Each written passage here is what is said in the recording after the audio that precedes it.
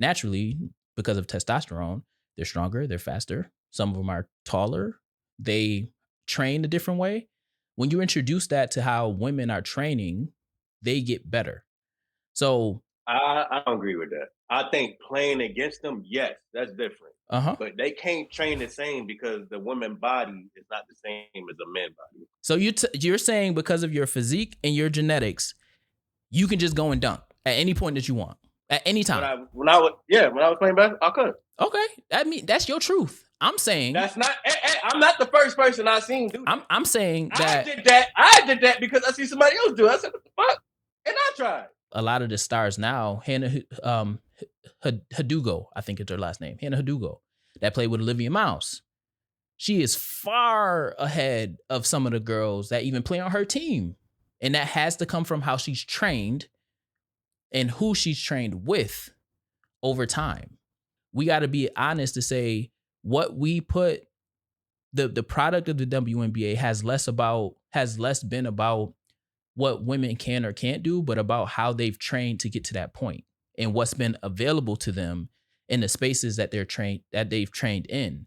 And I would always bring it back to during COVID and the type of training facilities the men got and then the type of training facilities the women got. I got something to show y'all. So for the NCAA March Madness, the biggest tournament in college basketball for women, this is our weight room. Let me show y'all the men's weight room.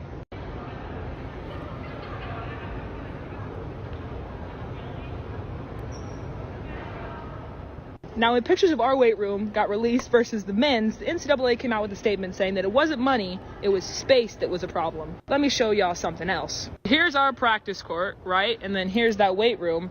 And then here's all this extra space. If you aren't upset about this problem, then you're a part of it. Volume 2. Yeah. This is our show. Yeah. Introspective Insight. Introspective Insight. Peace, love, and all that good stuff. I am King Dev. That's Magic Gretzky, and this is Introspective Insight, the Black Wall Street podcast, and we back for another one. Hope y'all had a great week listening to last week's show, or if you knew, listening to any show, listening to this show, and we didn't even get to the end. Before we get into it, let's get into the word of the show and the quote of the show. The word of the show is Flibberty Gibbet. Flibberty Gibbet. I thought that. I seen it and I was like, what is that?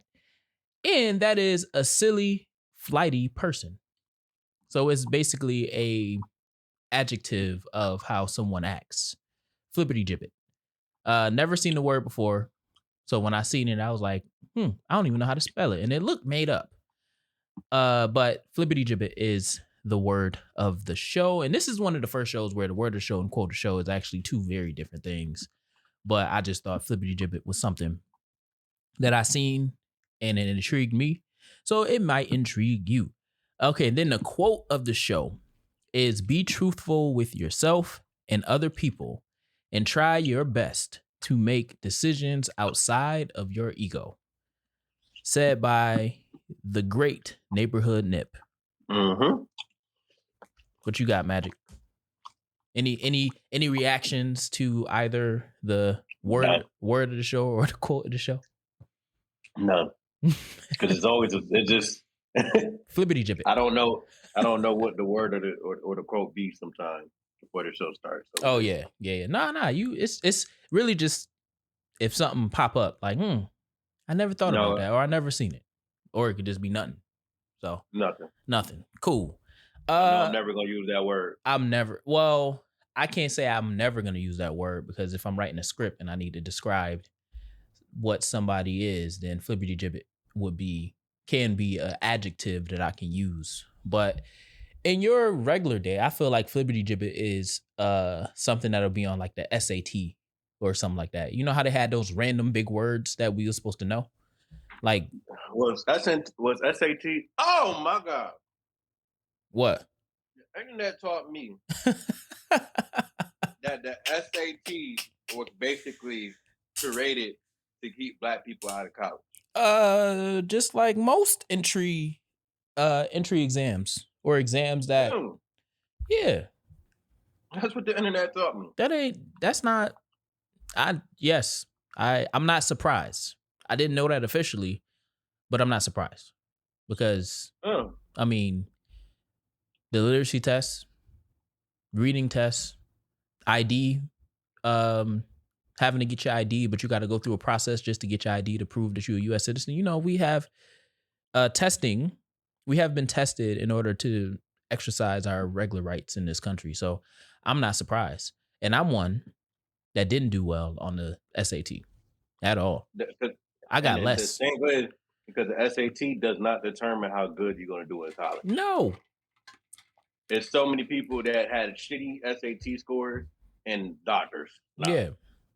Yeah. I'm one of those. I'm not a doctor, but what are you? I'm hood certified, PhD. Who certified you? The streets. What street? Rochester streets. What street in Rochester? All of them. I'm the anomaly. I'm universal. I can go anywhere in Rochester and I'm good. But no. Yeah. SAT, I think I scored like a 1190 the first time and then like a 1090 the second time or something like that. I don't know. That's not. If that's the case, then how accurate are IQ tests? I don't think that they're accurate, but IQ tests is less about content and it's more about like reason. Like, how do you process information? How do you match things? So do you have good memory? Can you match things? Can you decipher small differences? That's where the IQ tests come in. But it's not like, you know, how far is the Earth from the sun? It's not those type of questions. No, I was asking because I thought the IQ test was the study of how intelligent you are. Yes, but it's like a yes and. So it's not intelligent like from academia. It's intelligent in terms of like reason and thought and patterns and all that stuff. So it's different stages and the patterns get a little bit more difficult as you go on. So from what I've seen in the IQ test. Matter of fact, let's look it up. That's what I'm looking at. How well you process information, reason, and solve problems. Yep. See? It's a standard, basically your abilities and your intelligence. Yeah. Rather than your actual knowledge, academic learning, or general wisdom. Mm-hmm. So it's the difference between book smarts and street smarts. Rather than testing what you know, like history or science tests, the IQ test studies how well you process information, reason, and solving problems. Mm-hmm. Are you quick to see matches? Are you quick to see subtle differences? Are you quick to see this? How do you process this to get to an answer? That's more of what IQ test doesn't study. Emotional intelligence, creative and artistic talent, practice intelligence, domain knowledge, personality, and character. Sound about right? 100 is the population average score. 85 to 115 is considered an average normal range. Accounting for about 68% of the population. 130, I hate when I do that. 130 or higher is typically classified as gifted, top 2%. Below 70 may indicate an intellectual disability. In other words, dumb. Yeah. So I wonder if I'm in the 70. Take an IQ test and see. Report. You wasn't. I was just seeing what you gonna do. Report back. Oh no, Magic, you can't be in the 70s. Maybe 85 to 115. Taking a report back. It ain't my ministry to diagnose people. I ain't that type of doctor. You know what I'm saying? So here we go. Boom. So that was your honorary internet taught me. Like honorable mention type thing. Because that's not the internet taught. That's not what the internet taught you that you was gonna share with the people. Mm-mm. So why don't you go ahead and share your internet taught me? We're gonna start with the internet taught me because my internet taught me is tied to one of the things that I wanted to talk about anyway today. The internet taught me that ejaculation. See, this is why I got to be in the 70s, below 70. But the internet taught me That's that crazy. a man should ejaculate every single day, or at least 3 to 5 times a week, so that he is fertile enough. Well, he would be best. What's the word I'm looking for? He will be fertile. Yeah, you're right. Well, fertile, but I was trying to think of a word, an adjective for fertile. But anyway, that's what it is, though. And that him not ejaculating is him not ejaculating and then ejaculating later is getting rid of dead sperm. He have built up dead sperm and almost like dry skin inside when he's not ejaculating as much. That's what the internet taught me. That's real.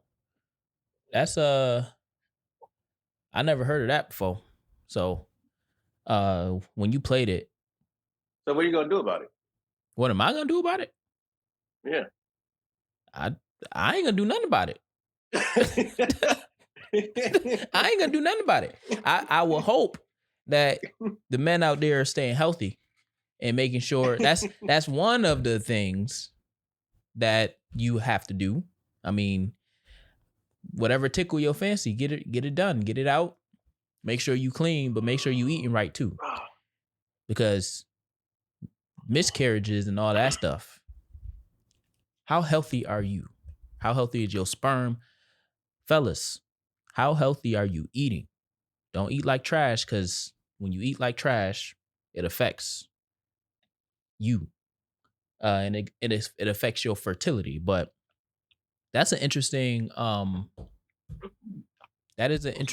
interesting thought around fertility. Do you know how long it takes for sperm to be made? No. How long? I never thought about it. What you eat today doesn't affect your sperm today. It affects your sperm in 2 months. Oh. So it take 2 months for a new batch to be made. Yeah. Huh. So what's in your nut sack right now? Uh-huh. That's from June. Oh. That's crazy. Yeah. So when whatever you ate and whatever you was doing then is what you're carrying now. So in theory, if you I guess my IQ just went up to 72. Well, it's not about knowledge, but I got you. It's about region. It is about knowledge, but it's not about like let me go up. Processing information, reason, and solving problems. Processing information. So I'm processing information right now, and I'm basically coming to the conclusion that if you are looking to get someone pregnant, that as long as you clean up at least 2 months prior, you should be good. You should be cleaning up prior to that, just in case. I'm just saying in general. I say a year. Like clean your system for at least a year. Well, that's a long time. It is a long time, but the human body don't need a year. People, but you got to give people grace. You got to give people time, the buffer, because everybody not as disciplined as me and you. You know what I'm saying? So give yourself a year, get right. See what I mean? Get yourself right. Change some habits, because it take a month to change a habit. So you got about... How true is that? And that's what the studies say. That's what the people say. It take what? 20? How long ago was that study? Let's see. I don't know. How long does... We got too many old ass studies. We got too many old ass presidents. We got too many old ass laws. We got too many old ass standards. Things change. Make a habit? Let's see. It's gonna tell you the study. It says from this article, which was updated on October 16th, 2025. Depending on behavior, it may become automatic to you or for you in about 66 days. So to automate a habit, whatever it is. So 2 months. This says 66 days. 2 months. 2 months. 2 months and some change. Roughly. Which is opposite of what I just said, because normally it's like 28 days or something like that. According to an older study, here's what you were saying. So according to an older study, it takes 18 to 254 days for a person to form a new habit. That is crazy. That is a crazy gap. But other studies have reported that on average, it takes 66 days for a new behavior to become automatic. In approximately 2 months, 60 days, which is what we just said. So how did the myth? So this also says how the myth of 21 days took off. If asked how long it takes to form a habit, many people will respond 21 days. The idea can be tracked back to Dr. Maxwell Marot's, I don't know how to say his last name, book Cybernetics, published in 1960. Maxwell, because I can't say his last name, didn't make this claim, but rather referenced this number as an observable metric in both himself and his patients at this time. Maxwell wrote, these and many other commonly observed phenomena tend to show that it requires a minimum of 21 days for an old mental image to dissolve and a new one to gel. So he didn't even say that it takes 21 days. He said that it takes about minimum 21 days for you to start to lose the old habit and start to formulate whatever the new habit is becoming, which then tracks to when I said a year. One of the things I said was, you got time in between to like fluctuate a little bit, because you may do some old habit stuff and be like, oh, wait a second, let me change my habit again. So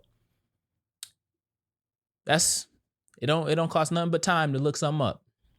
So it's actually 66 days is the average, but it can go all the way up to 254 days based off of all of the studies that's been done. So a half a year. Half a year. And some change. 365 actually is a little bit over half a year on the maximum side. So about half a year and some change. So 6 months.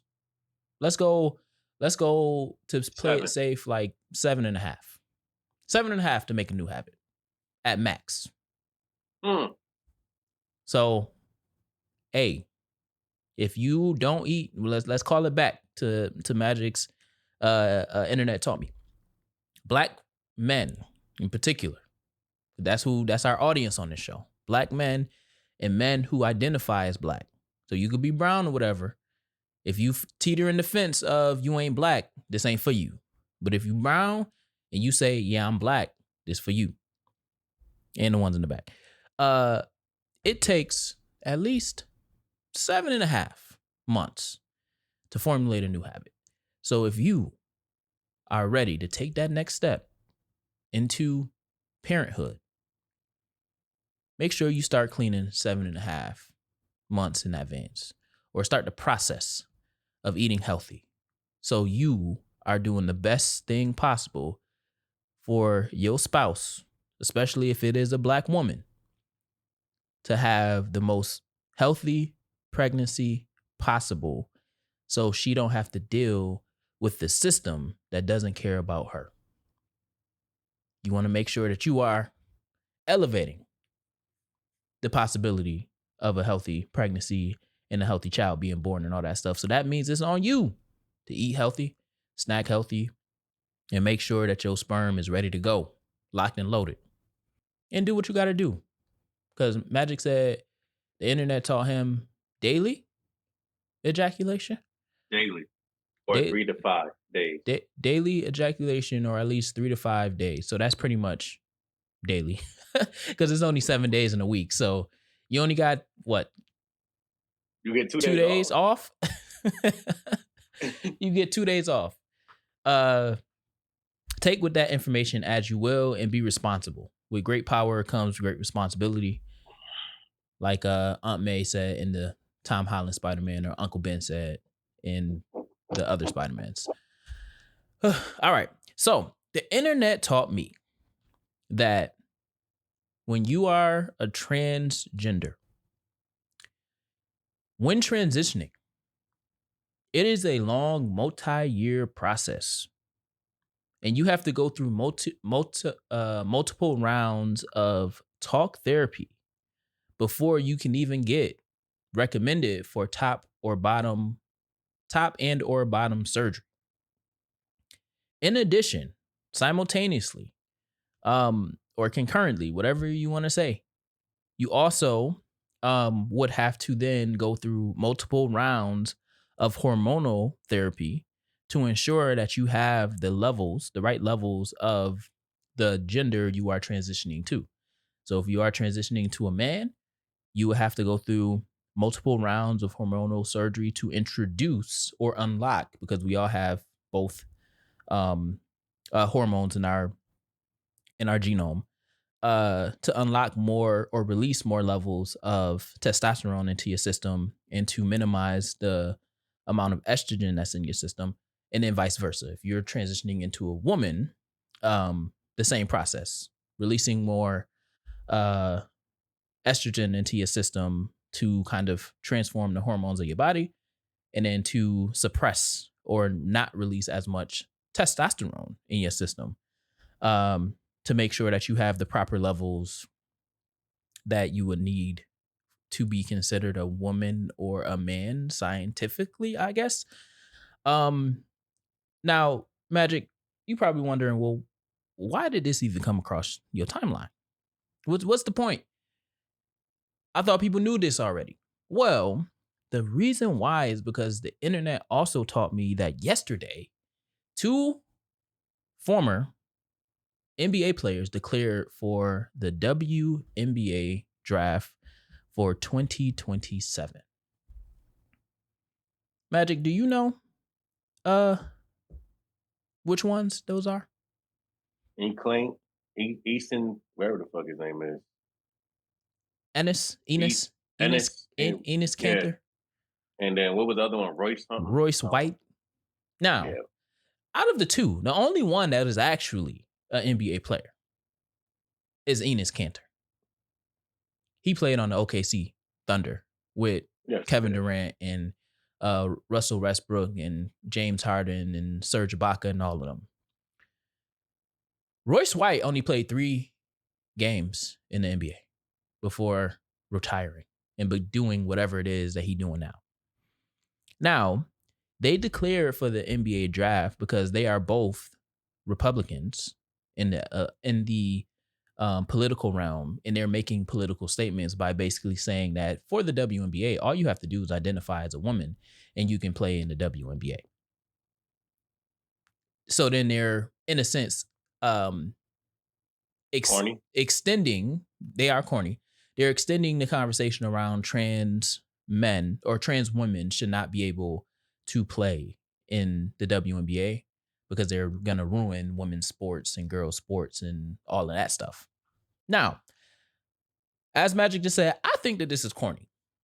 Why? Because you are impeding on a conversation that doesn't concern you, 1. As men. 2, you aren't good enough in the sport anyway. Enes Kanter was.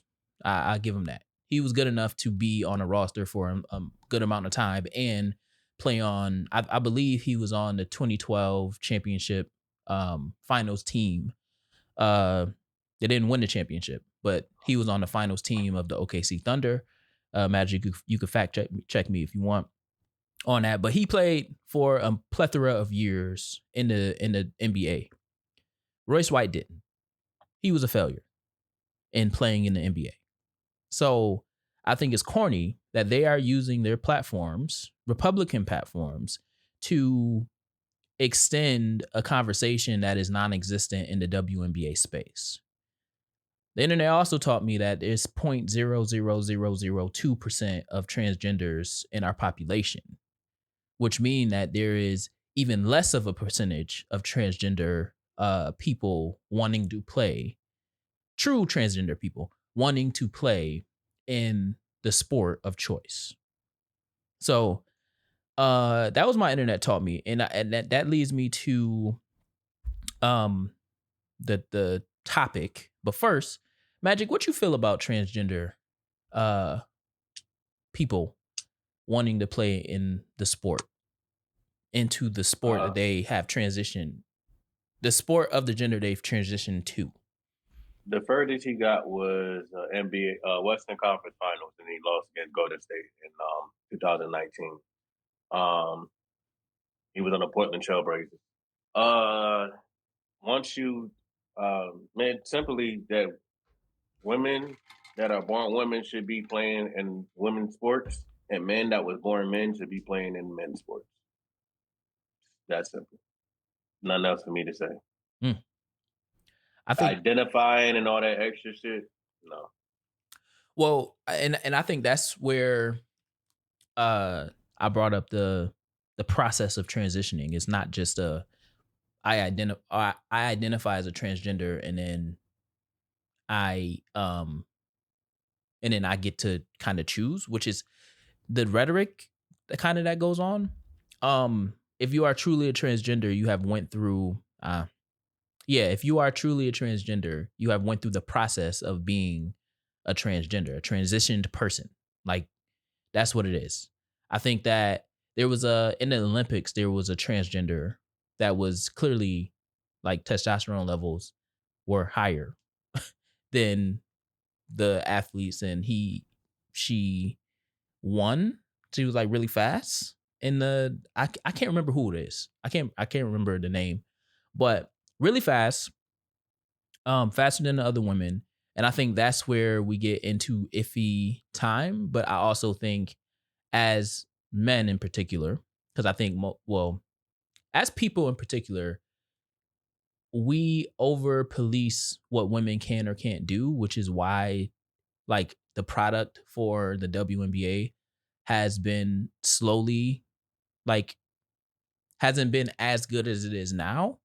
Because when we watch, or when we trained in history, we haven't allowed for women to do the same things that men do because of how much we police what they should or shouldn't do. And I think part of where I sit on this is, one, it ain't none of my business because I don't play in women's sports or whatever, right? However, it's more of the women deciding if they want to allow for trans women to be in the sport. And because a majority of the sport is LGBTQ, or allies of the LGBTQ plus community, they have the ability to say, yeah, we want to, or no, we don't want to. I know Gabby Williams on the Golden State Valkyries said, yes, I wouldn't mind playing against transgender people. So I don't think that, similar to when we was talking about the Tuskegee University dress code last week, we landed on, if the students said it, then we cool. But if the students didn't say it, and we're going into a dictatorship of, this is what we are saying you need to be in this space, then that's not cool, because the people who are ultimately affected is being told what to do versus being a part of the decision. The other piece that is interesting about these, like, the conversation is, what do we say about Caitlin Clark, Angel Reese, Olivia Miles? I think Paige Bueckers have talked about it, and why they are so. Juju Watkins talked about it as well. What do we say, or what have they said about their upbringing, if you will, around the sport that made them so effective and so good, respectively, in their sport? What did they do growing up? Say it again. What did Caitlin Clark, Angel Reese, Paige Bueckers, Juju Watkins, what did they do growing up that made them so good at the game of basketball? Practice. With who? I don't know. Shit. I wasn't there. They could have been practicing. No, they said it. They said it publicly. I don't know. I don't. Oh, okay. Yeah. So they play with boys. Caitlin Clark played on a boys team until she was in what, 8th grade, 9th grade, something like that. She said it. She said, I played with boys pretty much all of my upbringing. That's why I play the way that I play. Angel Reese said, I played with my cousins and I played with the boys all the way up until high school. Juju Watkins. Matter of fact, the WNBA teams, the practice squad, they don't have practice squads, so they hire men to play against the women. So it's interesting that we, as a society, say that trans people can't play in women's sports, but women are literally playing against men in order to increase their ability on the court in basketball. I'm saying. Sophie Cunningham played on her high school football team. So I think it's super interesting that this conversation is so black and white when the process to getting to the product that we have now has been on the backs of these girls playing with men or young boys through their process. So then now it's like, oh, well, if men are playing against the women, then that's not okay. So for me, I think one, this is not anybody's decision but the players of the WNBA.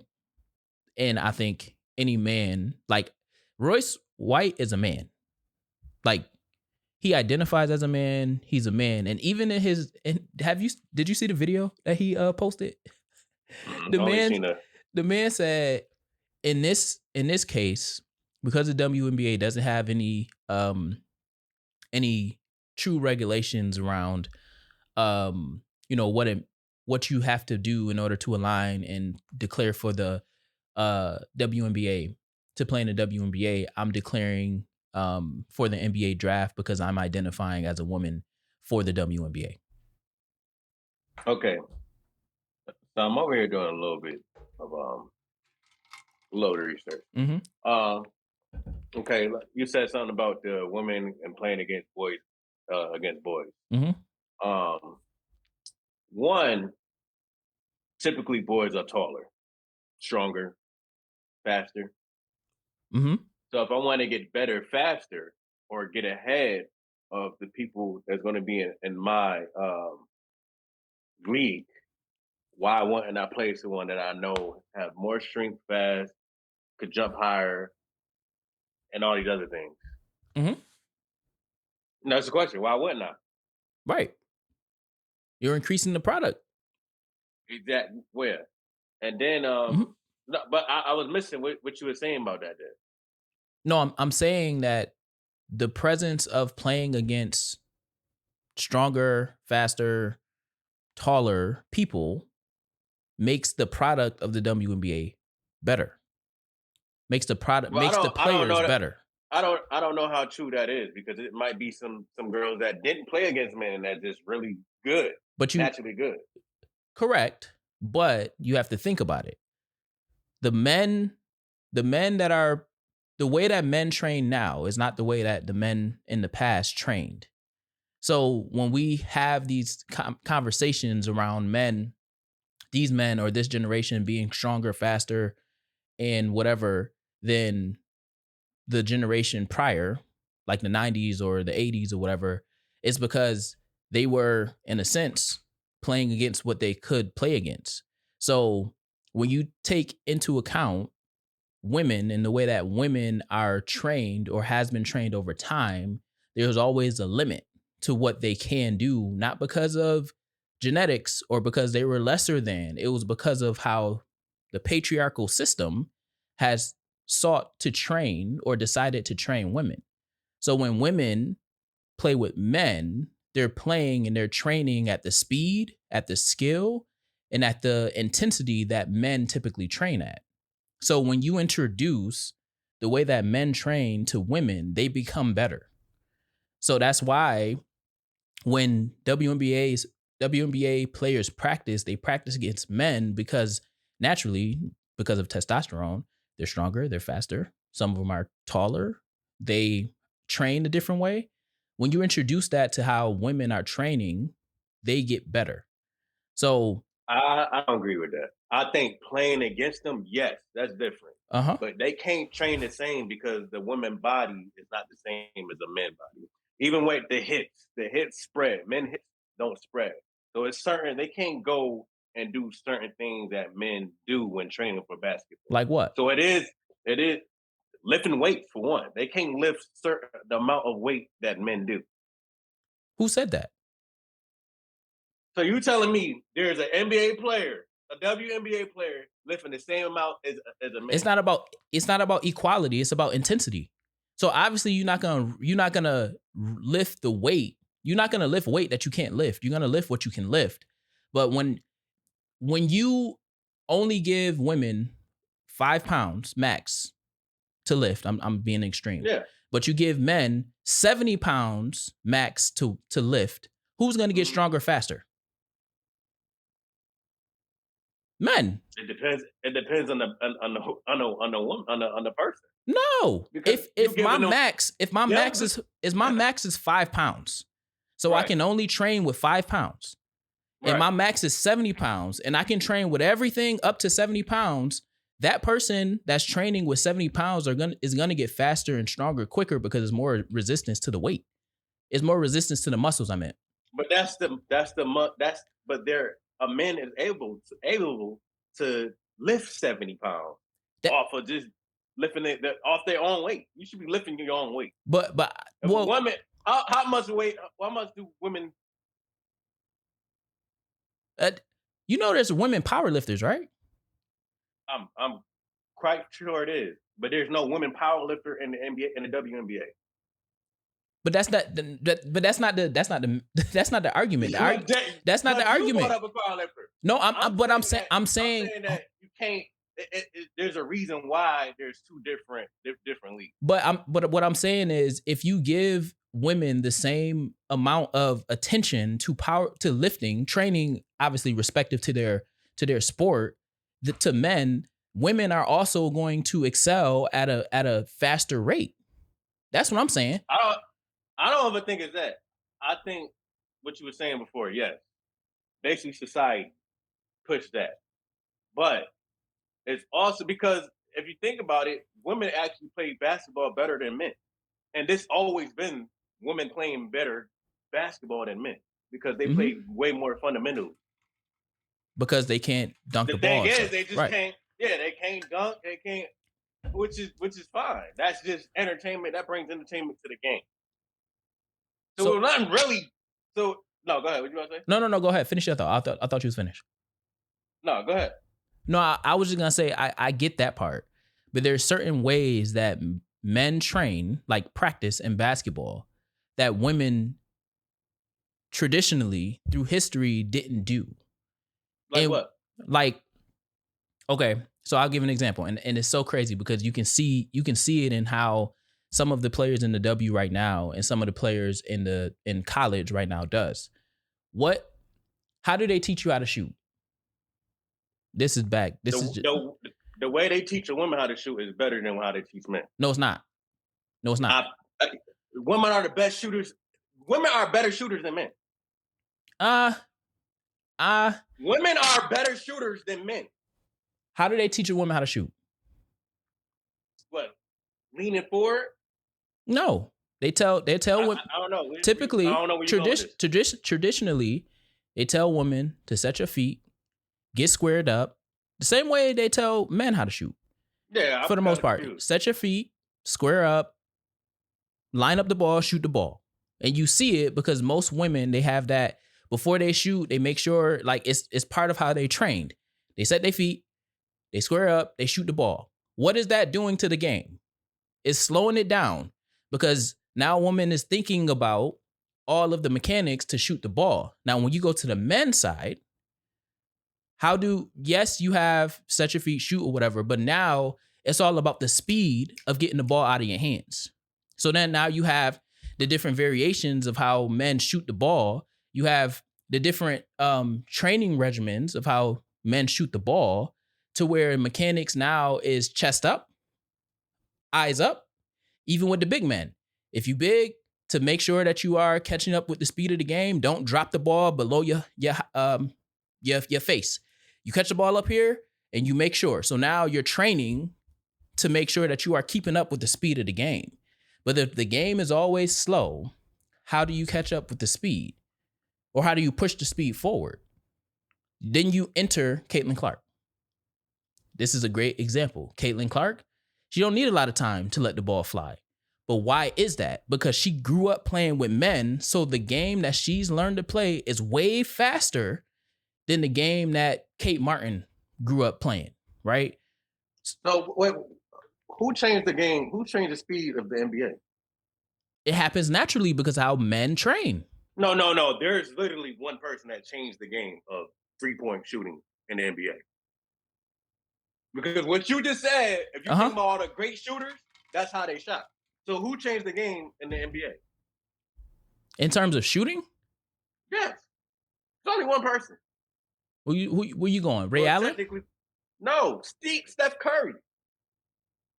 Ray Allen is not Steph Curry won it. First of all, he changed the game of the NBA. Well, he changed the game in terms of like the first shot is number 3. Shooting. Yeah. The first shot is 3-point shot. No. Range and shooting and efficient of shooting. You don't how fast he shot the ball, how fast the ball is getting out of his hand. But that was what Ray Allen was. That's what Ray Allen was known for. Ray Allen is not even close to Steph Curry. But Ray Allen had. Yes, he's a catch and shoot shooter. You know how many catch and shoot shooters there are? Yeah. Hold on. Wait. That was Ray Allen was just a great shooter. That was before. Ray Allen was still a catch and then shoot. Nah, when he was with the Supersonics. With the Supersonics, he wasn't a shooter. Yes, he was. He wasn't as good of a shooter when he left the Supersonics. But Ray Allen was more of a dunker. Even with Reggie though. Reggie is a shooter.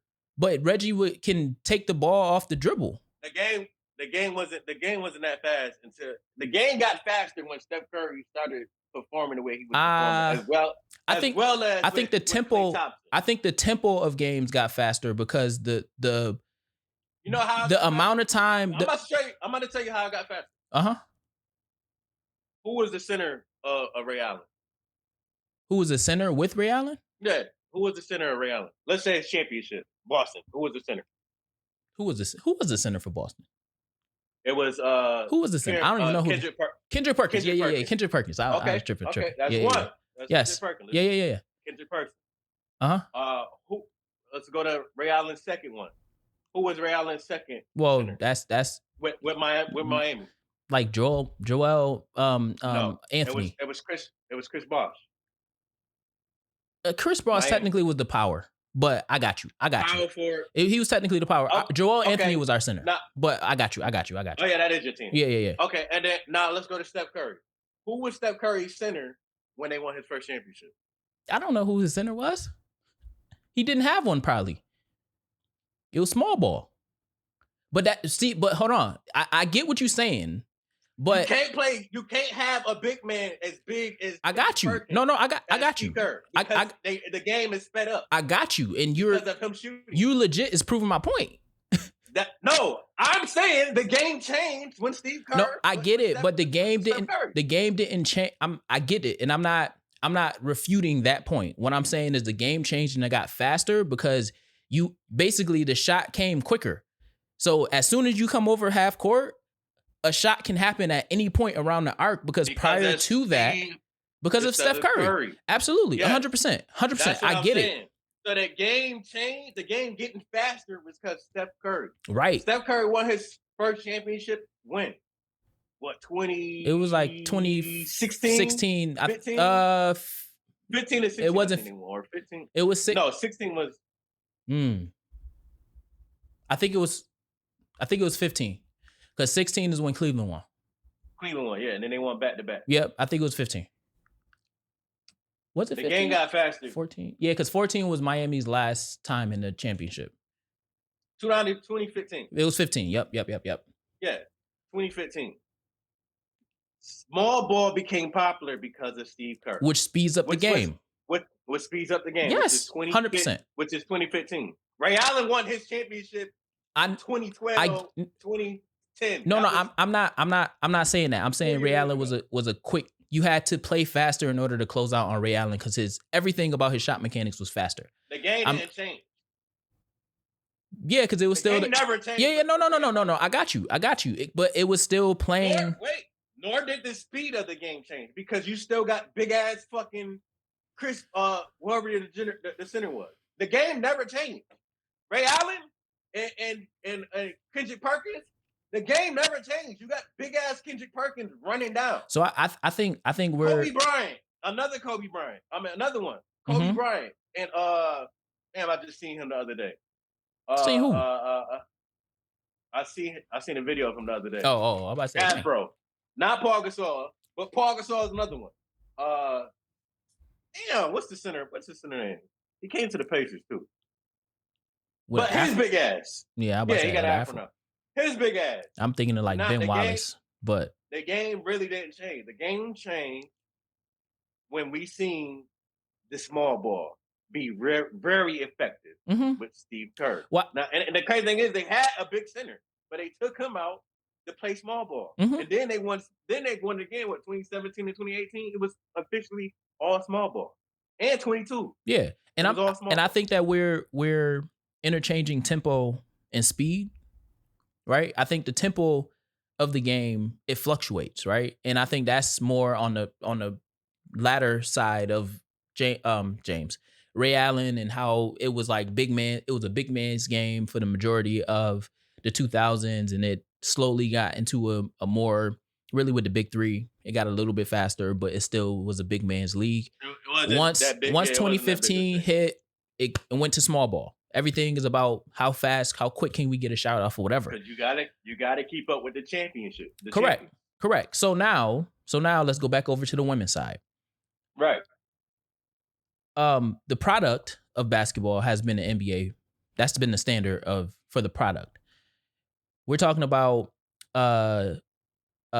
Steph Curry changing the game in 2015, roughly. Like he really started to change the game in 2015, but it was really on notice in 2014 when he lost. And I remember because I was like, if Steph Curry 2014, and when he lost in the playoffs, not in the championship, in the playoffs. Because I remember saying if Steph Curry puts a layup package in his repertoire, he's gonna be unstoppable. The next year, a layup package. Yeah, layup package. Because before 2015, he always had one, but before 2015, he would not lay the ball up and he would go back to the 3-point line to shoot the three. So he was still playing small ball until he figured out that if he doesn't always commit to the shot and lay the ball up, now they got to play him on the ground. They have to play him honest. Anyways, 2015. Now, this new generation of women coming out was in high school, was training in AAU during the time that Steph was changing the game. Caitlin Clark would have been super young during this time as the game was changing. And if she's playing with men, with boys. Look, wait. Because we just talked about centers, right? Centers, basically, you had to... Being a center and learning to shoot is better because you can spread the floor out. You can play small ball. Yep. Mm-hmm. Right. So that helped Steph Curry. Yep. Steph Curry won his championship when? We said 2015. Right? That's the first championship. Yep. The best centers that shoot in the NBA. One of them is that girl the black girl that played with You said the WNBA? The WNBA. Okay. What's her name? Jaquel Jones? Yep.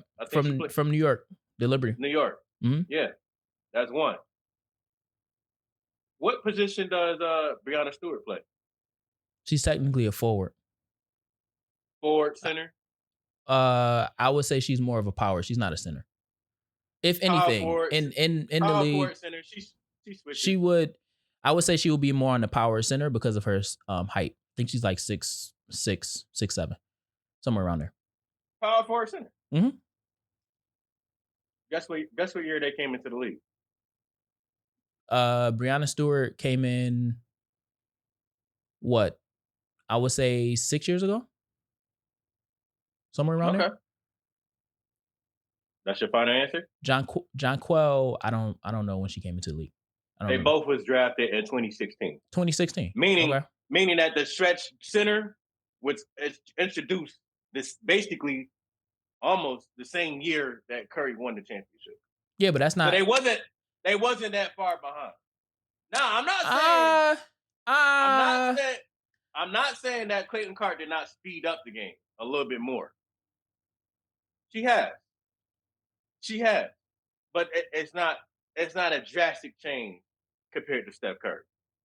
See, but that's not my argument. I'm not arguing that.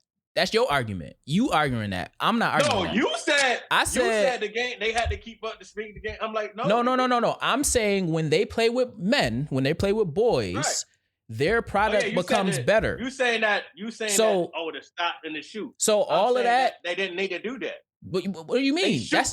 They shoot better than men already. But why is Caitlin Clark seen as somebody that's box office?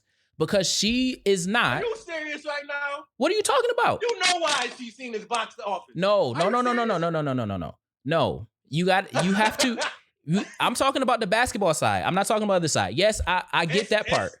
It still goes right into that. Hold on. Wait. Hold on. I get what that's saying. And you know that I'm fully on board with that, but I'm talking basketball right now. And Caitlin Clark, regardless of all of the nonsense that she's talking about around, she's 24 and she's still trying to figure life out.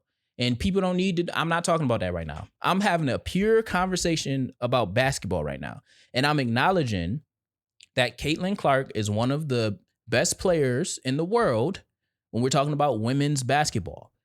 The reason why I'm saying Caitlin Clark is one of the best players in the world is because she's learned how to play the game through the lens of men, of boys, trainers who typically train boys.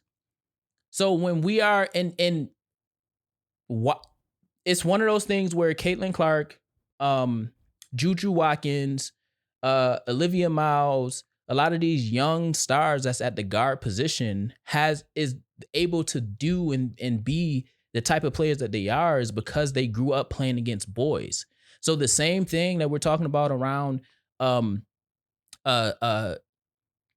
Steph Curry changing the game and making the game faster and it's become more of a small ball because everybody needs to shoot.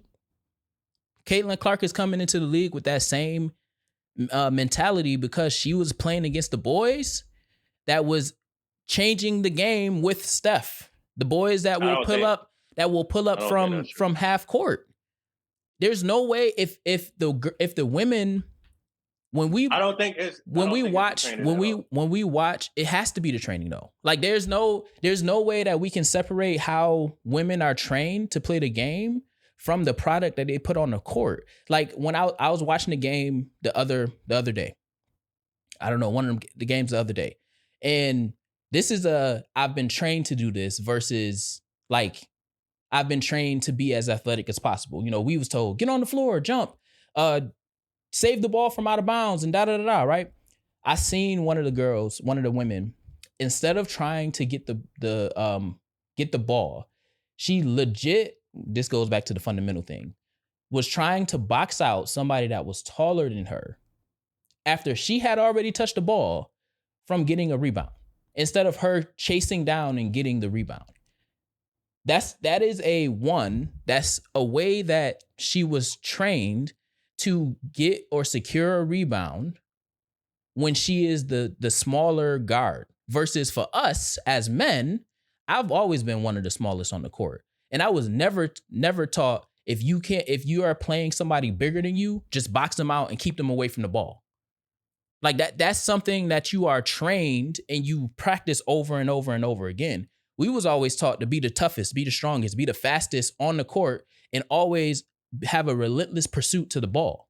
So when we are saying that, or we're separating the way that women train from the product that they put on the floor, we're basically saying that the way that they practice is not what shows up on the court. So when we practice stop and shoot, when you catch the ball, get into your shot, slow down, square up the ball and shoot the ball, we're naturally slowing the game down because I have to think about all of these steps versus catch and shoot. I don't care how it come off you. I don't care how it come off your hand. Catch and shoot the ball. Catch and shoot the ball. We're talking about repetition here. One of the things for us that we did training is for the most part, it was two things: footwork and placement of the ball. So when you catch the ball, line it up as you're going up and shooting the ball. But however you catch the ball, you catch the ball. So what do? Create a tee. So we know we going straight up because we're talking about speed. Excuse me.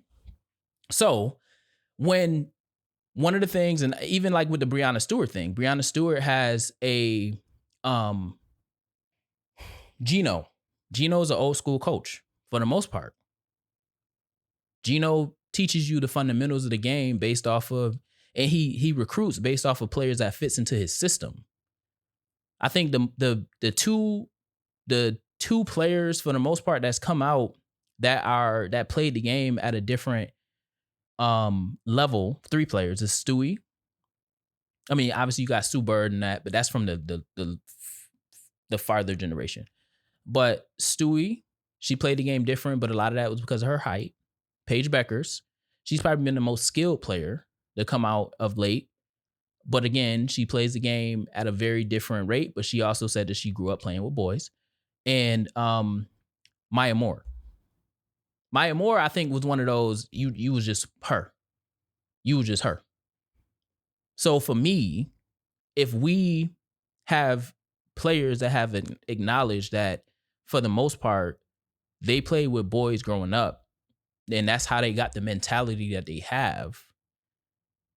When we having this transgender conversation, because that was the whole premise, I think part of it is we have to have the women decide if they want transgenders to be in the league or trans women to be in the league, so on and so forth. And then they set up the foundation of whatever that is, because they are worried about what they want is the best to play with them. But they also, it's part of their community. For the majority of the league is part of their community. And for me, when I watch the W and when I watch NCAA, I can see especially for the last couple of years, I can see the difference in how a lot of the stars now, Hannah Hadugo, I think it's her last name, Hannah Hadugo, that played with Olivia Miles. She is far ahead of some of the girls that even play on her team. And that has to come from how she's trained and who she's trained with over time. I don't think you can separate the two. And a lot of the times, Juju Watkins, she trains with the same person that trained with Melo and Kyan. Like it's video footage of her training with other boys. Like that's one of the things where we got to be honest to say what we put the product of the WNBA has less been about what women can or can't do, but about how they've trained to get to that point and what's been available to them in the spaces that they've trained in. And I would always bring it back to during COVID and the type of training facilities the men got, and then the type of training facilities the women got. I got something to show y'all. So for the NCAA March Madness, the biggest tournament in college basketball for women, this is our weight room. Let me show y'all the men's weight room.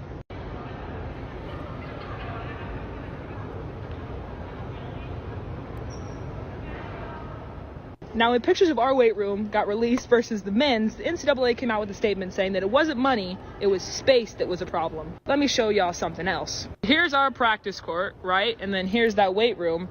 And then here's all this extra space. If you aren't upset about this problem, then you're a part of it. And the men got the squat bars and all of the lifting equipment and things of that nature. And the women literally got like dumbbells. And that was it. Like all of that comes into play when we're talking about people being faster, stronger, jumping higher or whatever the case.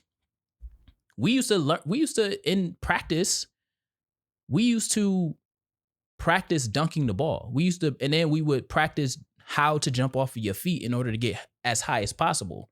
Are you a 2-foot jumper? Are you a 1-foot jumper? Okay, now we're going to do drills so you get comfortable jumping off your feet. or we're going to have certain things to where we're practicing our weight training in a sense. Are women doing the same thing? Is that a thing? I don't know. I'm not there. But part of the premise is we have to take the shackles, if you will. Take the shackles off how women are seen or defined in these sports so that they can be faster, stronger. They're not going to be taller because that's a genetic thing. But faster, stronger, and more efficient as we're thinking about the products of these professional sports. Because I was listening to you speak, right? Let's say a woman does train, right? She your height. Well, you 5'10", 5'9"? 5'10". 5'10"? Let's say she does train. This is just like the men. Do you think she still be able to dunk? If she trains how to jump and everything, sure. But it's hard. It's hard for a 5'10" person to. I'm 5'10" and it's hard for me to. No. Dunk. It's easier for a man to dunk at 5'9", 5'10" than it is a woman. But that's just because of genetically. I get that, but again, dunking is more about mechanics and how you're jumping than it is about just genetics. Somebody that's genetically 5'10" will still have a hard time dunking if they don't learn how to jump, the mechanics, and if they don't train the muscles that actually creates the force in order to dunk. So like the women that's dunking right now, that's 6'1", it's easier to be 6'6" or 6'2" or 6'4" and dunk.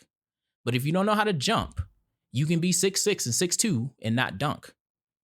I seen somebody that was so 6. You telling me that you're 5'9", 5'10", you're playing basketball, and you've never seen just a random nigga just dunk? I have, and I've dunked. So why haven't you seen a random women do it? Because they're not trained. No. They're not trained how to dunk, how to jump. No. I'm not even trained how to jump or anything. I understand that. You telling me a woman could do that? If her intent was to learn how to dunk. Listen to what I'm saying. Listen to what I'm saying. No. Is this a yes or no question? Yes. Then yes. None of that. Then yes. Okay. Yes. So why haven't you seen it yet? Because women's intent is not to dunk. No, I don't want to hear that. What do you mean? If my intent, but if I'm seeing as men, some niggas is not as a man, as a man, when I see the product that I connect to, and I see other men dunking, I want to dunk. So what did I do? I would lower the court and I would try to dunk. I would heighten the court and I would try to dunk. What am I doing over repetition? Learning how to jump, learning how many feet I'm jumping off of it. But that's how, as a person that literally that played the sport, and I'm replicating other players, I'm replicating what they're doing. So yes, if a woman 5'10" or whatever wants to dunk and they do everything that they want to do, if they practice dunking, they will learn how to dunk. It's that simple. That's not what I asked. That's still not what I asked. But I said yes, though. So I answered the question. The answer to your question for me is yes. Right. All the other stuff is not what I asked. But all of that goes into it. No. Because a man don't have to do none of that. They can just go and jump and dunk. No, they cannot. No, they cannot. I'm telling you that's not true. That's not true. You telling me that's not true. I didn't do that. That's not true. You telling me I didn't do that. You telling me I didn't. So you telling me that a random person that's 5'10" right now, based off of just wanting to dunk, they can go and dunk on a 10-foot court. On a 10-foot court. On a 10-foot court. On a 10-foot court. I did that. So you telling me there's no mechanics that goes to dunking? You can just dunk because you're a man. I wanted to dunk. No, it's not because it's genetics. But that you're still saying the genetics of a man. Physical. It's my physique and genetics. So you're saying because of your physique and your genetics, you can just go and dunk at any point that you want, at any time. When I was playing basketball, I could. Okay, that's your truth. I'm saying that's not. I'm not the first person I've seen do that. I'm saying that I did that because I see somebody else do it. I said, "What the fuck?" And I tried. Okay, I'm saying that You're telling me you never been to a park. You never been to a park. You just seen a nigga randomly dunk. Sure. That don't mean that was their first time dunking. That's all, and they possibly it was. But what I'm saying is, what did we do? What did we do when we see a court, when we walk into the gym? I'm talking about high school days. What would we do? Probably you, not me. We wouldn't go and try to touch the backboard. We wouldn't go and try to touch the rim. Okay, that's another good example. So when do you see random women? That's what I'm saying. When do you see random women doing that? That's my point. But that's the whole point that I'm making. Because random women don't just go and jump and try to touch things. Their footwork, in order to the mechanics of knowing how to jump, you don't need mechanics. Yes, you do. Start off with a long penultimate step with your arms extended backwards. After that, bring your block foot forward while swinging your arms up. Then all you need to do is catch the ball and finish this off with a dunk. Follow me for more jump tips. Yes, you do. You 100% you do. You need mechanics that jump up and touch the damn backboard? Yes, it's called footwork. What do you mean? No, you don't. Angel Reese has horrible footwork. That's why she falls all the time. That's why how she lay up the ball and all it. For me to stand here and say, I'm going to touch the backboard, I need mechanics to learn to jump. So you telling me. Wait. Here's another thing. Uh-huh. When they do the fucking draft and doing combine, you telling me they don't just do a vertical? And what else they do? They do the vertical and what else? They do vertical and what else? The vertical is the most important one. No, it's not. It's two jumping things that they do. It's the vertical and then it's the one step and you go up for your maximum. Yeah. You have your vert and then you have your vertical and then you have your standing vertical. The standing vertical is when you stand under it. What mechanics do I need to jump and touch the damn backboard? But okay, so are you... What footwork do I Hold on, wait. I got you. So you telling me that you can vertically dunk on a 10-foot court? I'm not tall enough. So then that means that what would you have to do? Start from further back, right? In order to dunk. That's just, come on, that's physics. No, that's not physics, bro. That's not physics. Because so then are you a 1 foot or 2 foot jumper? No, I haven't played in a minute, but I can do both foot. What's your dominant? You have a dominant. Both foot. So you're a 2 foot jumper. I can do both foot. I can dunk on 2 feet, or I can dunk on 1 foot. But which one is your dominant? Because you have one of them. One of them. No. But that's the thing though. Some people are 2 feet jumpers, and then some people are 1 foot dominant jumpers. Correct. So I'm asking you, which one are you? Are you a 1 foot dominant or a 2 feet? One. Okay. So there is mechanics in order for you to generate enough force for you to dunk. Okay, that's dunk. I talked about the backboard. You're telling me. I know that, but it's still going. That same thing is going to apply. Exactly. But you're telling me I need to jump. I need to run from a distance and jump. I don't need to. I can literally just jump. But what I'm saying is the mechanics of jumping still applies for you to hit the backboard. That's what I'm saying. Jumping? That's what I'm saying. It's still going. You know, by just jumping. You're not. What mechanics did it besides jumping? There's still an approach step. There's still a drop step. I don't need no step. I'm saying I can just jump up and touch it. Just a vertical. We talking about semantics here. What I'm saying is, regardless of that, because the initial thing was dunking, right?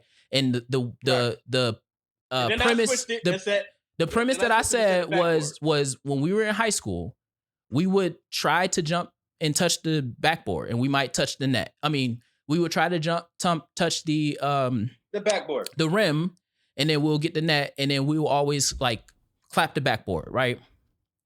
The whole point of me saying that is, in the process of doing that, we're learning how to jump. We're seeing how high we're jumping. And it's something that for us, we just do it. Even when we're walking through a door, we'll act like we dunking. We're still learning in the process, small micro bits of how to jump. So when I said, how many girls do you see doing that? The point that I'm making is they don't even do those little things to even coordinate themselves to jump. Whether it's, I don't know. Hey, touching that. I can't speak on that. I don't know what the fuck. But that's what I'm saying though. I'm gonna ask you the same question that you just asked me about a random guy dunking at a thing. Have you seen random women trying to touch the backboard, touch the net, touch the rim, or touch the top of the door walking through the door? Touching the door, yes. The rim and the backboard, no, because they know they're not tall enough. But they can't jump. They can't jump high enough. They know that. There's 5'5" men that's not tall enough technically, but they still try it. And what? If I physically know I can't do it, why would I try it? That's you though. And maybe that's you. Maybe they did try and I didn't see it. Mm-hmm. No, I feel you. I feel you. And I think that you're centering how you would do it. And I never seen a 5'5" man just jump up and try to touch. No. I have. I definitely have. Because I've played with basketball players that's 5'5". So like I hear what you're saying. My whole point is we spend a lifetime, physical, bro. They're not. It's physical. We spend a lifetime trying to do this. Now, is there genetic limitations? Sure. But then that all comes back to the training. Because we're not going to say So in 10 years, I want to see it. We got more women dunking now. I didn't say they can't dunk. I said 5'8", 5'9". But we got I never said they can't dunk. But here's the thing though. This is how that argument falls through the floor. We got 6'1", 6'2", 6'5" women that's not dunking. Just like we got 6'1", 6'5", 6'6" men not dunking because they never learned how to dunk. That is a learned thing. I don't think that's. I've literally watched. How to dunk. I literally watched. Some niggas really can't dunk. I know that. Some niggas can be 6 feet and can't jump that high. But you just said genetics for a 5'10" person gives them the ability to dunk. So we saying that somebody, huh? Yeah, go ahead. You said you speak about yourself? No. I was speaking about a woman because genetically he don't have to fucking play basketball to be able to jump and dunk a ball. I've seen that numerous of times where there's not a person that don't play basketball that can just go up and jump and dunk the ball. Mm-hmm. But that's all I'm saying. But they're playing other things though. You can assume they're playing other things or they're doing it. Okay, things let's say that's physical. Let's say they is playing. Let's say they is. Mm-hmm. You said it was jumping. You said that you have to be taught how to jump. Yes, They're not being taught how to jump. Okay. there are mechanics that happens in every sport. And the mechanics to dunk is more around coordination of your feet. So you're knowing where everything is on your body. And you have a center of gravity to which you can generate force in order to dunk. I'm somebody that can dunk back in my day. Now I will have to practice a little more. I'll have to practice and stuff. But my problem was I didn't understand the mechanics of dunking. I learned in my senior year that for me, I had to jump further away from the basket in order for me to dunk because my hands didn't fully grip the ball. Like I couldn't palm the ball completely. I could cuff the ball, but the problem is if I jump too close, then I'm relying more on my vertical and my ability to dunk the ball versus my actual, like, I don't know what the other one is. I'm relying more on my standing vertical the closer I am to the basket than I'm relying on my vertical to get me in my vertical and my momentum to get me to the basket. What is it? Okay. Yeah. What is that though? What is that called? Huh? What is that called? What? The momentum and then you jump. I'm just saying that's my vertical. Like no. What is that called? What do you mean? You don't know what it's called? When you run it and then you jump. What's that called? What is it called? I don't know. I'm asking you because you didn't say it. So no. I'm just saying. Well, because they're both verticals, but one is a standing vertical, and then the other one is like you got the drop set. Yeah, and the running one. I don't really know. I don't think it's a word because both of them are verticals, but one is a standing vertical where you don't move. The other one is when you do at least one jump. Yeah. So. And when I'm saying all of that is more so, I'm using basketball obviously because that's the foundation of the conversation, but it's the same thing with Football. They do a lot of footwork because there's a lot of movement of your lower body in order for you to position yourself in the ways to then jump and swat the ball or whatever the case. But all of that then translates to somebody who played basketball for the first time because you don't have to think about your footwork. Steve Nash had great footwork and that's because he played soccer. So when he would do it all the time where he would delay his 2 steps to throw off the timing of the big man to do his layup so that he wouldn't block the layup. That's taking something that you learn from a different sport and you're applying it into this sport. So the baseline of what I'm saying in this is, yes, genetic plays a part in it, but a huge part. It plays a part in it. Absolutely. I'm not denying that. However, if dunking was a center point of the development of women basketball players, we would see more women dunking as we do now. But to your point that you said earlier, women are better shooters. Why? It's because I did look that up, and they are. Yeah. Free throw wise, they blow out the water. 3-point shooting is almost identical. It's gonna be identical. And why is that? It's because more women are taught how to shoot than men. Men, they're fundamentally shooting wise, right. They're better. So you see that the product of women's sports will then come down to what they train towards. They're not training women on generating enough force in order to dunk. They can, but they're not because that's not their product. But that example was not an example that I was using. I was saying that when you speed up the game in terms of shooting, you now speed up the product of the WNBA. Naturally, if you have a lot more women as they're coming up and going into college, playing with and training with men, because the man is not going to train a woman differently. She's gonna, now in this generation, she's gonna fall into the same training regimen as the men are training in those spaces. So when you do that, you naturally make the product better. Period. Now, Caitlin Clark don't try to set her feet. She shoot the ball. I don't think it has to do. Well, it has to do with men, but it's just the game. That's just what it is. Street ball. Damn. Street ball is going to play the way the NBA is playing now. And we didn't even get to Rucker. We didn't even get to like Rucker Park. The WNBA only been around for what, 23 years, 25 years? I think it's 25 now. Close to 30? Yeah, no, I think it's close to 30. Hold on, let me see. WNBA. I hate when this do this. WNBA founding. I think it was 97. I think it was 97 when 96. 96. So yeah. 97. Yeah. That was the first official play. So it'll be 30 years it's next 29. year. It'll be 30 years next 29. year. Only been 29. The NBA been around. The NBA, the ABA, all that been around for what, over 70 years? Because the Knicks. Well, hold on. The Knicks. I'm gonna put you on to something. What was women's basketball back in the day? I learned this Yeah. Like, what type of game was it? You tell me. So women's basketball was stationary when it was created back in the day. They can only wear skirts, and they could not. 80 years. They could not move. They could not move or dribble the ball. So it's actually a. Hold on, I'm gonna show you something.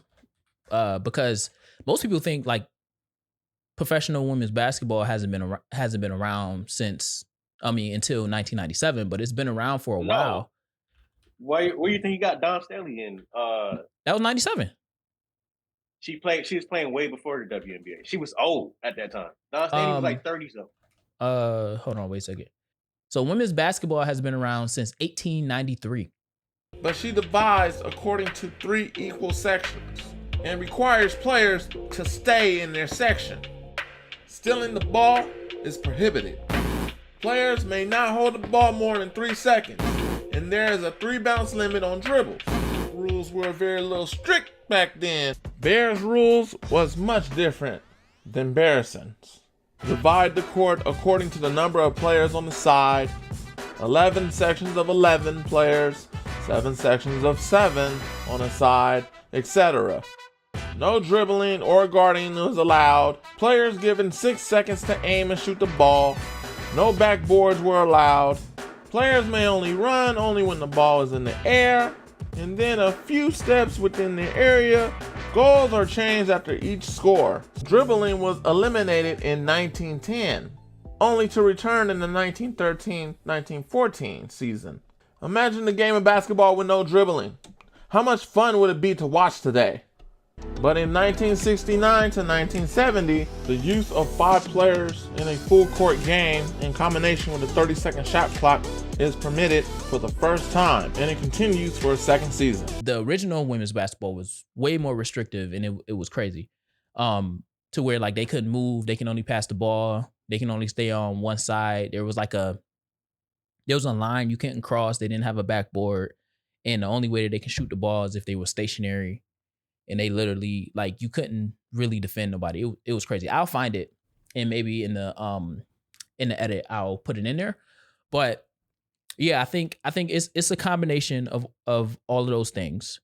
And the premise of it is like there's certain things that happens in the W now, or in women's basketball now across the board, that is like, ooh, you can see the gap in skill. And you can also see the gap in like, you can see the gap in skill levels on the same teams. And for me, being that I've played in at multiple levels and I've seen a lot of different things, I know that it can be kind of tracked back to how a lot of these girls are being trained, as they kind of go about their career and who they train with. Oh, Yeah. the Thunderbirds. Oh, you can hear it? The Thunderbirds. So yeah, I remember I said Dawn Stanley. Yeah. I said she was older when she came into the league. Dawn Stanley was 29 years old when she came into the league. And she was drafted, her WNBA debut was 1999. She played since she was 36. She retired at 36. It wasn't Dawn Stanley I was talking about. You know who I was talking about? That's considered the greatest women's basketball player of all time, and never played a game in the WNBA. Who? Cheryl Miller. Oh yeah. Never played a game in the WNBA. She was so there's many other players. Who she played with though? And she talked about this too. Who she played with? Her brother? Yes. She played against Reggie. Better than her brother. And she played with the boys. That's why she was so great at that time. And she say that. She was better than him. She said that. I'm the reason why I'm so good is because I always wanted to be better than my brother. And I played against him. The reason why Reggie's so good? Because of Cheryl. Because she was always better than him. Right. But that's the thing though. You know what? What's up? Speaking of that, Sade. Uh-huh. She has twins, brothers and sisters. Shaniqua was always better than her brother. And what? Until she got injured. Basketball. Yeah. How did her brother get better? Playing with Shaniqua. I got a set of cousins. Yeah, I'm not saying that they can't be better. Better than I'm not saying they can't be better, but once they fragment to their like the sports, right? Because you're gonna always play against people. And then trainers. That's what other thing I want to say. My fault. Yeah. No. Go ahead. Trainers are only training them that way because of the how the game is. It's not because I'm better than you. It's because this is what the game is right now. Right. Because when those girls play in the what's that shit called they play in AAU? Yeah. Which is terrible now. Mm-hmm. They're learning what the game is at the moment. Right. What the product is at the moment. Right. So you go in because there's a lot of girls that play street ball that's fire, but just don't have the fundamentals. I don't think because they change with men they're getting better. No, it's the game. The game is changing, and they're learning what the trainers is teaching them what's going on in the game right now. But which game are they teaching them? Of course, by? It's the NBA because the NBA is the biggest fucking shit that you're going to see. Now, Just it always been. no. I'm not talking about. That was a bad now. That was a bad now. I'm not talking about the NBA. I'm talking about now they're using the NBA as I don't think for they had for a the choice girls. but to use the NBA. For the girls, They had no choice but to use the NBA. Before It's what you see. Before What else I'm gonna go off of? The traditional how we train women in this space. You can't tell me that you watch a W and you can't see the clear gap in skill from today's players and some of the older players. You can't tell me that. Even in the WNBA and in the NCAA. You got technology. It's the same thing as the NBA. The newer players are probably way better than the older players. See, but but here's the thing though. You put Jordan in today's league, like that Jordan in today's league. I'm not talking about. There's only a select few from that era, Kobe era, Jordan era, that can play in this league now. And majority of them cannot play in this league now. What I'm saying, I'm not talking about because I didn't want to. I know what I was gonna say. I ain't wanted to go down like rules and stuff like that. I'm just talking about players. Yeah. You can drop Jordan in any era of basketball and he can play. Yeah. You know what I'm saying? Like you can't drop any player from the WNBA, like older eras, into like this era, and they're gonna always play. Bird can't play. She played for the majority of the league though. No. She played 20 years. There's only 10 years difference. That's my point. But what it only been around for 25 for 30 29 years. 29 years. But what I'm saying, for this I'm saying I'm gonna drop her let me era. Let me revise what I'm saying because I recognize that it's only 29 years and she paid 20 of the 29. The skill level. Yeah, there is a vast difference from the last 3 drafts roughly, and I would say that it's a large difference than what it was 20 years ago. Regardless, it's going to be the same thing with the NBA. I don't know. Before we go off topic, I don't know about that one. I want you to say what we debating right now. What we debating right now? I'm saying now. So I got a clear thing of what you. I'm saying that now. Wait. Oh, go ahead. Saying that the skilled players in the NBA can't get dropped from off 20. No. I'm saying there's not a big skill difference from 20 years ago to now in the NBA. Yes, to now because LeBron he came into the league 20 years ago. He was in the league 20 years ago. That's one player. But what I'm saying is when you are thinking about the men's game, right? The biggest skill difference right now is the ability to shoot the ball. There's a lot of other things skill-wise that players today don't have, that players 20 years ago had. If you take a player now and drop them 20 years ago and tell them to defend the post, they're going to struggle because there's not a post game now. There was a post game then, there's not a post game now. That's something that's niche to the way that we play the game, but the skill difference is not the same. You still had, go ahead. 2 is better than 3. 2 is better than 3. Yeah. What you mean? Your post game? Okay. I'm about to go shoot this 3. Yeah, but that's a style of play. I'm talking about skill. Anybody could. It was people shooting the ball back then. No, Mike Miller. Yeah, they suck.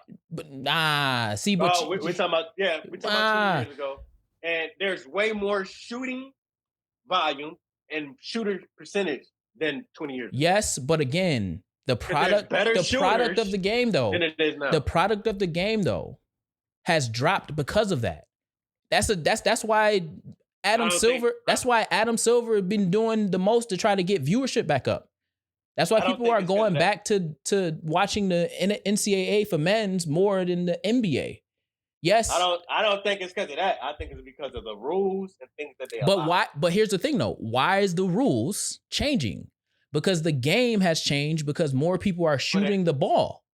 For the NBA. It was him. Yeah, for the NBA. I'm not talking about the WNBA. But I'm saying that the skill-wise, Because people want to see more offense than they want to see defense. Right, and it's not a lot of skilled defensive rules. players in this league today because defense is not the product now. Offense is.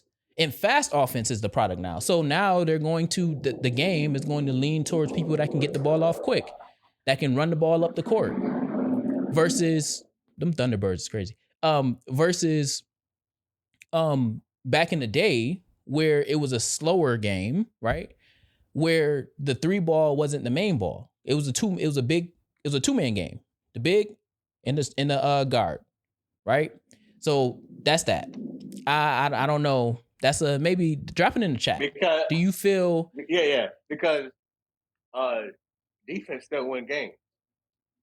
Defense still won championship. Team defense. We don't got no Tony Allens in the league no more. Yes, we do. Who's on? We still have Kawhi Leonard. But he's offensive though. Tony Allen was just a defensive player. He's both. No, I know that, but I know that. Just had Pat Beverly. I know that, but Tony Allen. Yeah. Tony Allen. His role was decent at the offense. Tony Allen's role was defense. On the team, his role was locking down. Pat Beverly? Defense. What was shit, you can go on my team. What's Aaron Neesmith? Aaron Neesmith. Defense, yeah. But that's not, but Tony Allen defense is different. Aaron Neesmith is guarding LeBron. Let's go. Or Curry. Who was the Spurs defensive anchor? They had one. It was Kawhi. No. Not that. This year. Oh, this year. Wasn't it the rookie? No, he was offense. Castle was the one where they were switching back and forth. Castle. But that's the second year. He's also offense as well. Yeah, but that's what I'm saying though. You had but what I'm saying, a Stephon Castle or a Tony Allen. But that's what I'm saying though. Back in the day, the game they got better. I know. That's my point. Or Paul George. Yeah, that's my point. That's my point. You're saying. Hold on. What's your point?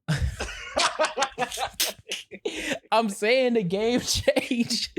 So back in the day, you had room for a Tony Allen or whatever the case because we don't need him no more. Because now I got somebody that can play both sides of the ball. I got a two-way player now. And that's what. When you said defense, but when you said defense win champions, I'm saying it's more of a team defense, right? And I'm saying it's not. I don't know about that one, brother. Let me say that it's not. It don't have to be just team. But but if you don't have a Tony Allen that's locking down your person that's locking down, or you don't. Well, actually, if you don't have a two-way player, I'm just gonna say that because it's a two-way player now. It becomes a team effort. That's what I'm saying. That's why James. That's why skill-wise, it's better.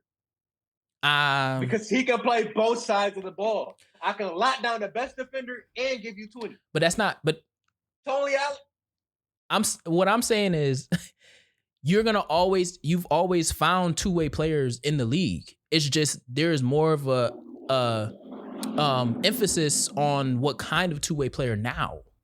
Just like when the bigs started shooting the ball, now every big in the league should know how to shoot the ball. It's a preference. So his regular season averages is 8 points per game. Right. But he stayed in the league for how long? A long time. 14 years. Yes. He only played 14 seasons. Yes, which means that he had to be skillful in order to stay on an active roster. 100%. You're not. Go ahead. Paul George, regular season average. 20.8 points per game. Right. Mm-hmm. And then he's playing defense as well. Right. So which one would you rather have? I get that. Or Tony I get Allen? that, but Paul George was drafted to be that though. Tony Allen was not drafted to be a scorer. No. He was not drafted for defense. No. He was drafted for offense. That's my point. He was drafted for offense. Nobody knew he was going to be that good. We didn't know he was gonna be that good. But what got him drafted? His ability to score the ball. Tony Allen's ability to score the ball probably played a factor because he's scoring at the high school level. I mean, at the college level. But once he transitioned, he had to choose what skill set was he going to bank his career on. And that was defense. Paul George, either way, you're going to have to defend in the NBA. I get it. You got both. But it's different. We know this, right? Skill-wise, it's better because I can play both sides of the ball. I don't need to pick just defense. I can play but that doesn't 20 and play defense. I think, you know what? It's so interesting because I seen I think it was Agent Zero, Gilbert Arenas. I think he talked about this, where he said that like sometimes you can average 100 points in college or whatever, but once you go into the league, you have to be skilled enough to know where you fit into a system. Where you gonna fit into a system? Right. Yeah. So arguably, right, you need more skill to choose one space and be effective in that one space. Dude, that's true. That's a good one. I like how you went with that. I'm just saying because Paul George, here's the thing though. Paul George, if you can score, and Paul George got the height over Tony Allen too. But he grew that height in the NBA. Yeah, but I'm saying though, he got the height. So he's gonna always have the upper hand. And another thing, they college average is literally identical. Right. So the amount of come on, bro. I'm just saying. Come on, bro. I'm just saying. Come on, bro. It's identical. I'd rather have a two-way player than somebody that can just play defense. But we talking Jaylen Brown, another one. Jaylen Brown, another two-way player. Right. But was he the number one option on his team? He won the NBA Finals MVP. Yes. I know that, but he was. He not. He wasn't. He wasn't the number one out. Yeah, we know he's not. He wasn't the number one option. Yeah, he's not, but he definitely should have. He was the best player on their team for how long? But they picked Tatum. Nothing wrong with Tatum. Yeah. Yes, cool, Kobe, whatever. But we always knew he was the better player. And how they just treated him this year was terrible. He had them as the second seed in the NBA, the Eastern Conference, by himself. Mm-hmm. You think Tatum? We're gonna see what Tatum do. We are gonna see what Tatum do because he's not a two-way player. So we're gonna see what he do. He's not checking the best player on the other team and then give you 20. Over 20. Matter of fact, let's look. Hold on 1 second before we get up out of here. So we're gonna see because he did that by himself, no help. And then he come in, you get hurt. Oh, that was a problem. This is why I'm saying it's better to have a two-way player than a nigga that can score or a nigga that just can play defense. He's way more skilled than just a nigga that just can play, just finding out, oh, I could just play defense here. He's way more skilled because I can give you 20 and play defense on the best player. I don't know. Skill-wise, the NBA is way better than back then. This nigga averaged damn near 30 points per game. He averaged 28.7 points per game, 6.9, 7 rebounds per game, and 5 assists per game. How many steals or blocks? 1.4 on blocks, 34 minutes per game, 47.7 field goal percentage. Matter of fact, what's the career averages of Tatum and Brown? And blocks and steals. I just want to see that. Who laughing? Somebody outside. I look too. Like they sound kind of close. Okay, here we go. Career-wise, points per game, 20, 23. Jason Tatum. Rebounds 5.5, 7.4. Tatum 2.9, 3.0. I forgot. Jaylen Brown was drafted a year after. Yeah. Yep. Mm-hmm. So it's gonna. Well, he but got an extra year on him. I'm just. What's the average for one steal, 0.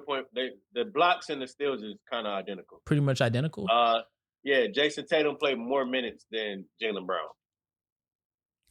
He did. Jaylen Brown did play more games than Jason Tatum. Well, that's because. So then it can average. I think it's averaging out. Because of last year, but Tatum played last year. He played last year. He didn't play a lot of this year. He played last year, and then he got a whole year before him. But he didn't play a lot of this year because of the injury.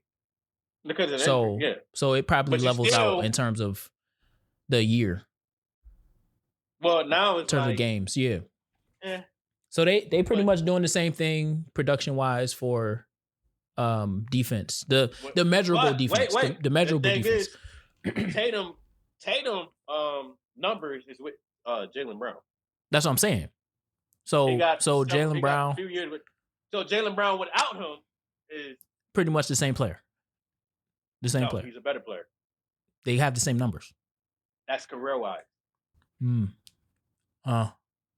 We'll see. Yeah, this their first year by themselves. Wait. Well, you can't really go off his rookie year. Nah, you can't. You can't really go off the rookie year. I'm just saying where the if there's a gap in the numbers, even with the year, but it's not. So career wise shooting, field goals 47.8, 45.8. Jaylen Brown 35.8, 36.8. Tatum 73.9, 83.9. Tatum 53.9, 53.2. Effective field goals. Jaylen Brown. Yeah, and I think that I think I was the way that the type of player Jaylen Brown is, it's not surprising that he's more efficient, even if it's by a small margin. Because Tatum will shoot more threes than Jaylen Brown will. Jaylen Brown will dunk on you. And we're gonna see. We're gonna see this year. Yeah, we're gonna see. We're gonna see. We're gonna see. And he possibly got a better team than Jaylen Brown did last year. So we're gonna see. Because they added some pieces. Oh, they got Paul George too. Can't forget that. Paul George. No, Paul George was playing really good at the end of the last year. We'll see how we'll see how that go because Paul George. But my point is, washed. Jaylen Brown had no help, and he still was able to. No, I'm with you. I'm not disagreeing with that. We're gonna see. I'm not disagreeing with that. Up. They're gonna see how they fucked up because he was the best player. That's why he won Finals MVP. He was the best player. He's the reason why they had that championship. Tatum was terrible. No, I'm with you in that playoff. No, I don't. The year before, I don't disagree. Jaylen Brown. I don't disagree. I'm just saying. I'd rather have a two-way player than a nigga that just can fucking shoot. All right. And I'll go off. I ain't gonna say that because I might meet the nigga one day. So I ain't gonna say what I'm gonna say. It's not about Tatum. It's not about Tatum or the Browns. It's somebody that was on the Atlanta Hawks, but I'm not even gonna say nothing. Somebody. Go ahead. Yeah, don't worry about it. Okay. All right. That was a fun conversation. Where do we end it? In a minute. We ain't had a good debate like that. No. It turned into a sports debate without even it being because. Hey, I'm with it. We wasn't supposed to have been on this long. Nah, not at all. I mean, but it worked out. And I would like to know, what do y'all think about the advancement of women's basketball up until this point and why we are here? Do you think it's because more young women are training and playing alongside young men, so it is naturally speeding up their game? Or do you feel like it's just where the game is right now? Do you feel like it's a training? Do you not feel like it's a training? What do y'all think? Drop it in the chat. Y'all know my side. Y'all know Magic's side. What is your side? That's what we want to know. There's no right or wrong answer. The point is, we just want good basketball played. And I think, like I said, there's probably another decade before we kind of cycle through a lot of the old school women under the old school style of play before we get more Caitlin Clarks and Juju Watkins and Olivia Miles style players into the league. And we start to really see the product continue to build up to wherever it is it's going to go. So with that, I had to show this is my move for this episode.